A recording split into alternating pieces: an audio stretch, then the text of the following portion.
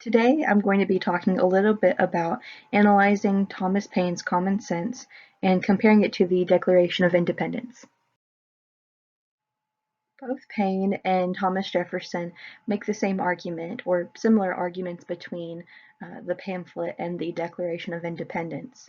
They both agree that Americans are one nationality, a new nationality, breaking away from Great Britain. A new nationality should equal or equate out to a new found nation, and then both also reference the laws of nature and the nature of God in both documents.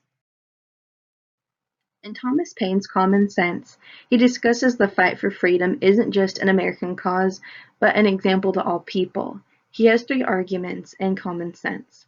He argues that the selfishness of the crown and the monarchy doing what was in the best interest for Great Britain was detrimental to that of the colonies, and they really treated the colonies like second-rate citizens at best. He states that it does not make sense for a small country across the ocean to dictate the colonies by overseeing what they do from a distance while trying to keep them together and requesting their unwavering loyalty. And he calls for a new republic and contrasts the new form of government that the American people are advocating for to the monarchy that they were under prior. And he mentions that the virtue of the American people would be dependent on breaking away from England's grasp. Thomas Jefferson also discusses Paine in his writing after he himself read Common Sense. This was a quote from one of his reviews, actually, talking about Paine and complimenting him.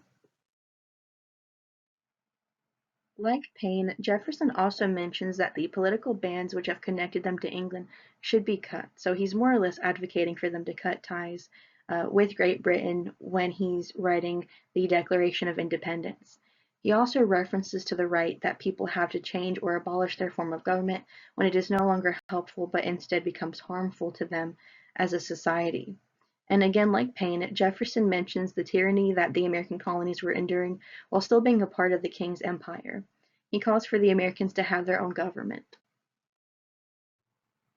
Other commentary included by other historians include that of Richard Middleton and Peter Onuf. Regarding the American Revolution, historians both in the United States and overseas regard the war as a war that took place between two nations rather than a civil war.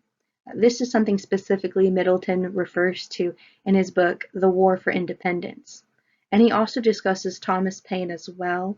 He talks about how his pamphlet Common Sense served to clear the doom and gloom from the minds of the American patriots and served as positive propaganda for the Americans in the war for independence. Peter Onuf in his journal article discusses that historians view the Americans' Declaration for Independence and advocating for its own government in a way where it was considered a union that could still leave the opportunity open for European trade, despite initially trying to cut ties with Britain.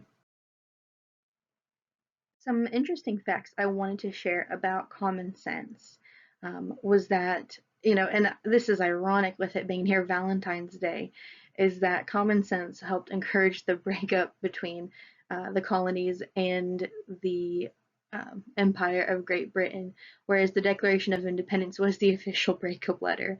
Common Sense was also first published February 14th, 1776. Obviously, the colonies were not celebrating Valentine's Day, but the irony for us is still there. And if you'd like to further the reading for yourself and learn more about this topic, please feel free to reference and review my bibliography for any other things that you'd like to read in the future. Thank you so much for your time and watching this video.